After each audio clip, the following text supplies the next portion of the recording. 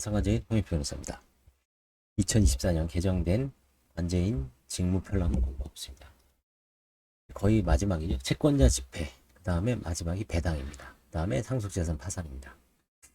관제인 업무 중에 이제 채권자 집회를 준비하는 게 중요한데, 채권자 집회 배당은 사실 일반 채무자 입장에서는 해당되는 분들은 사실 많지는 않습니다. 그래서 흐름인지 그걸 보고 하고, 이거는 이제 관제인한테는 중요하지만 채무자들은 뭐 이렇게 대부분 면책되고 판가화하려면 없기 때문에 뭐 어떤지 흐름만 보십시오. 파산관제인 보고서 등의 작성 및 제출. 이제 보고서에 뭐 어떤 내용이 들어가는지 이제 궁금하겠죠. 보고서 등의 작성 준비. 파산관제인은 파산관제 업무를 진행함에 있어서 사건과 관련하여 조사할 사항을 뭐 수시로 확인하고 조사가 마쳐지면 그 내용에 대하여 그때그때 메모해둘 필요가 있으며, 이를 기초로 하여 보고서 작성은 적어도 제1회 채권자 집회 기일 2주 전부터 준비해야 됩니다. 그리고 이제 일주일 전에 내야 되죠. 그래서 제1회 채권자 집회 보고서 등의 작성. 제1회 채권자 집회는 이제 지금은 의무적으로 다 지정이 되죠. 그리고 이제 채권 신고 기간은 처음부터 지정되는 경우는 없습니다. 채권 신고 기간이 추정이 되죠. 지정되지 않는 경우가 대부분입니다. 1회 기일이나 아니면 1회 기일 전에 이제 관제인이 환가 사건이다 하면 채권조사가 필요하다면 채권조사 기일 지정 신청을 하죠. 그래서 처음에는 대부분 채권신고관이 지정되지 않는 사건입니다. 관제인 보고서에는 채무초과 또는 지급불능이라해 파산을 신청하된 경우, 이게 이제 진술서를 토대로 해서 그거를 간단하게 요약을 합니다. 그 다음에 파산 선고 당시 파산 재단이죠. 부동산, 동산, 채권. 부동산은 이제 뭐 등기부가 있고요. 세무별 관세증명서에 나와 있죠. 과거 3년 혹은 5년, 10년. 동산은 이제 주로 자동차겠죠. 채권은 이제 본인이 남한테 받을 돈, 채권. 현금 같은 경우는 이제 대부분 뭐 몇십만 원 있으면 그거는 생활비로 쓰기 위해서 되는 것 때문에 이거는 큰 문제는 없습니다. 다음에 이제 파산채권이 이제 어디 사용됐는지. 별채권은 이제 담보물건이죠.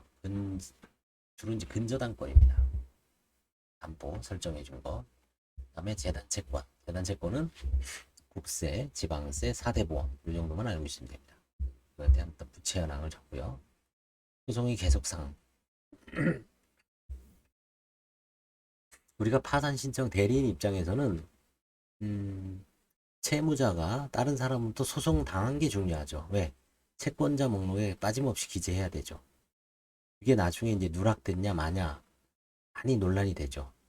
근데 관제인 입장에서는 채무자가 다른 사람에 대해서 제기한 소송, 적소송이라고 할까요? 그 부분에 대해서 이제 관심이 많죠. 그 부분에 대해서도 대부분 조사를 안 하는 것 같아요. 이거를 그냥 넘어가죠. 보통 본인들 어떤 스스로 제대로 쓰는 사람이 없고 대부분 감추죠. 그리고 관제인 입장에서도 크게 관심이 없을 수가 있습니다. 그래서 그거를 이제 어떻게 보면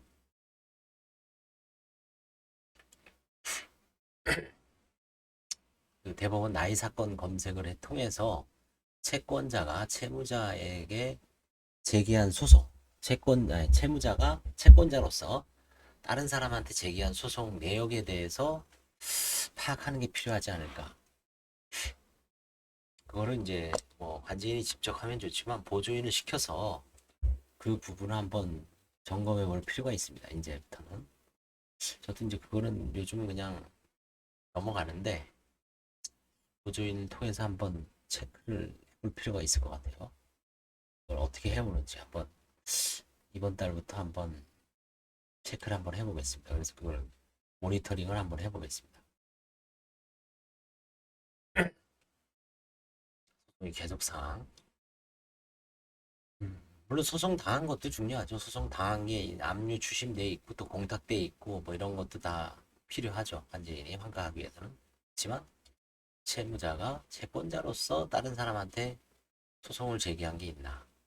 극단적으로 형사 사건 킥스에 있는 내용도 떼어와라. 왜냐면 이제 뭐 범죄 피해자 교통사고 사건, 교통사고 처리법 특례법에 의해서 그 형사 합의금, 일실수익, 치료비, 위자료 중에 일부는 또 파산자산에 편입될 가능성도 있죠. 그다음에 매각 가능한 자산의 평가 및 배당 정산. 매각 가능한 자산의 평가는 뭐 아파트 같은 경우는 이제 KB 시세, 시골에 있는 부동산은 공시지가 정도.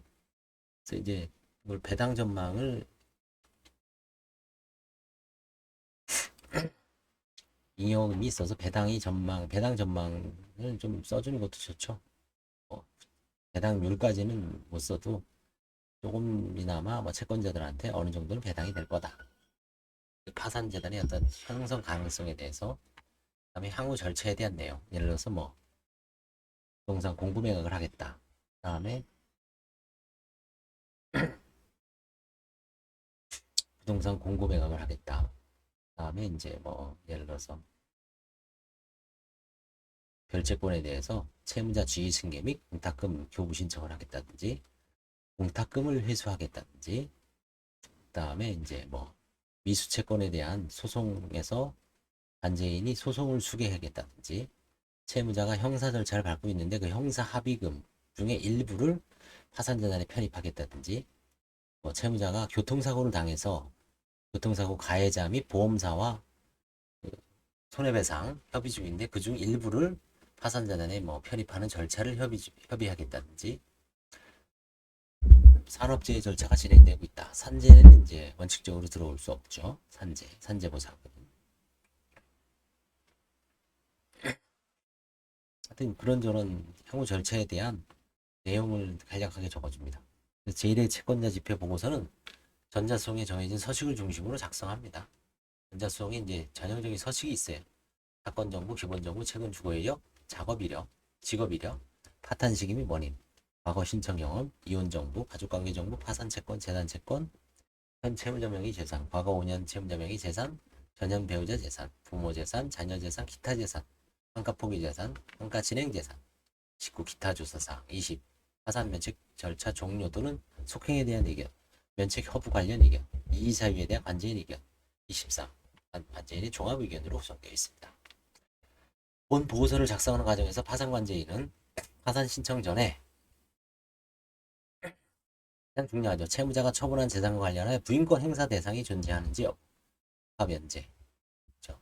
사행이, 환가할 재산이 존재하는지 여부, 수개할 소송이 존재하는지 여부, 현재 및 과거의 채무자의 소득 활동 내용, 면책 불허가 사유 존재 여부에 관하여 집중적으로 조사를 하고 이를 보고서에 기재합니다. 면책 불허가 사유는 이제 10가지가 있죠. 그 중에 이제 주로 문제되는 게 한 5가지 정도가 되죠. 재산을 은닉했는지, 그 다음에 이제 뭐 있을까요? 뭐 사행행위, 그렇죠? 도박 같은 걸 했는지, 그 다음에 설명 의무 위반, 어떤 재산 처분에 대해서 설명을 해보시오라고 보정을 내렸는데 묵묵부답이라든지 거부한다든지 설명 의무 위반이죠. 그 다음에 채권자 목록을 허위로 기재한다든지, 개인 채권자를 다 누락하고 금융권 채무만 면책받겠다고 들어오는 경우가 대부분이죠. 대부분은 아니고 이제 많죠. 특히 파산 신청 당시 채무자에게 특별한 재산이 없는 경우가 대부분이므로 현재의 재산에 대한 조사보다는 배우자 등 가족들 명의의 재산이 존재하는지 여부, 가족들이 재산이 존재할 경우 채무자의 기여도에 대한 조사가 필요하고, 채무자가 이제 본적으로 채무자의 노력으로 형성된데 명의만 가족 명의로 했는지,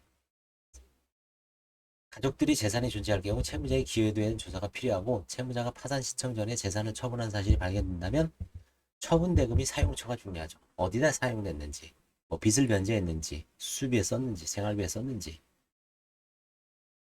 편파 변제의 존부 등에 대한 조사 및 관련 사항이 보고서에 포함되어야 하며 금융거래 내역 등 입증 자료를 첨부함으로써 보고서의 충실함을 기한다. 파산관제인 업무를 진행하는 경우 향후 절차 진행에 실익이 없고 의문점이 해소되었을 경우 파산 절차 폐지가 적정하다는 취지의 의견을 기재하기도 하고, 부인권 행사나 추가 조사 등이 필요한 경우 그에 따른 의견을 기재하죠. 부동산이 있는 경우 감정평가 금액 또는 부동산 중개사로부터 발급받은 시세 확인서, 서울 부동산 정보관장,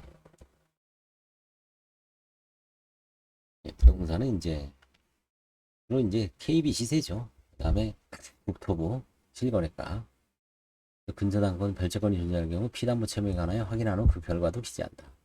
채무자한테 이제 잔존 채무 확인서를 띄우라고 해야죠. 채무자가 보험계약자 또는 피보험자로 가입된 보험이 있을 경우 계약 환급금 액수, 보험계약자 변경 여부, 이 변경 많이 하죠. 뭐 이건 대부분 이제 쉽습니다. 아들이 이제 보험이 있는데 가입자예요. 근데 아들이 딱 보니까 지금 뭐 97년생이에요. 97년생이 이제 한 35 정도 됐죠. 가입이 보니까 뭐 2000년 정도 돼요. 애가 3살일 때. 결국은 이거는 이제 언젠가 최근에 한 몇 년 내에 변경된 거죠, 아들명의로. 그 보험 가입 기간 같은 게 20년 넘는데, 그렇죠? 매월 납부가 있는 보험료 액수, 누가 내는지 납부의 주체 등도 조사하여 보고서에 기재한다. 이러한 조사를 통하여 보험회합금 소액인 경우 면제재산 제도의 취지를, 지금 면제재산 제도는 얼마입니까? 6개월 생계비가 1350인가요? 1370인가 그렇습니다. 뭐 서울 같은 경우는 이제 보험 해약 환급금이 1000만원 미만이면 저는 넘어갑니다. 1000만원에서 한 뭐 1100, 1100 정도, 1200 넘어가고요. 한 1500, 600, 1800, 한 1300 이상 정도 돼야지 이제 환가를. 이에 반해 보험계약자가 변경된 보험이 해약환급금이 면제재산의 범위를 초과하는 경우 또는 해약환급금 액수가 고액인 경우에는 파산관제인 원칙적으로 환가 절차를 진행합니다. 한 이 경우에도 미래에 우연히 발생할 사고에 채무자를 보호해주는 보험의 취지, 채무자의 재산, 나이 건강 상태 등을 종합적으로 고려해 환가를 포기할 수 있다. 예를 들어서 이제 보험 해약환급이면 한 1800, 2000 정도 되는데 채무자가 뭐 암을 선고를 받아서 지금 치료 중이다. 그럴 때는 뭐 넘어가야죠. 파산관제인은 파산재단이 재산은 존재하지만 환가할 실익이 없다고 판단되는 경우 파산재단에다 환가 포기 신청을 합니다. 그리고 파산재단 재산의 처분, 환가 포기 신청은 이제 환가 포기란이 있습니다. 거기다가 기재를 하시면 되죠. 이유까지 써서. 그리고 파산재단의 처분, 부인권 행사, 화해계약 등의 체결로 파산채권자에 배당할 재원이 형성될 가능성이 높은 경우 관제인은 신속한 절차 진행을 위하여 1회 집행 이전이라도 채권조사기일을 지정할 필요가 있습니다. 이게 저도 이제 가끔 이런 경우가 있죠. 너무 화해가 잘 돼서 바로 그냥 1회 기일에 채권조사까지 하는 경우가 있었습니다. 파산재단이 형성되지 아니하거나 형성될 가능성이 없는 경우 파산재단이 형성됐으나 재단채권, 그러니까 세금 내고 끝나는 경우에는 파산관제인은 1회 집회에서 폐지를 위한 준비를 해야 됩니다. 이때는 이제 관제인은 보수결정이나 소명자료 제출과 예납금 재단 편입 신청, 최초의 예납금 내죠. 30, 지금 40, 50, 60, 뭐 100 내는 분도 있고. 그래서 파산관제인 보수결정 및 예납금을 편입받고 재단채권 승인, 임치금 반환 허가를 받은 후 임치금을 출급한 후 재단채권을 변제하고 재단채권 변제 보고서를 제출하고 있습니다. 그러나 파산재단이 형성되지 아니하고 파산 절차가 폐지되는 사건의 경우 법원에서 직권으로 파산관제인 보수를 결정하는 관계로 파산관제인은 보수 결정을 위한 소명자료 제출과 예납금 재단 편입 신청서를 제출하지 아니하는 것이 서울회생법원의 일반적인 실무 관행입니다.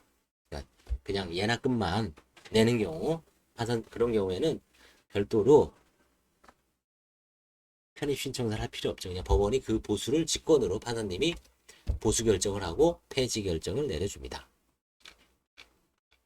그래서 1회 보고서는 되게 광범위합니다.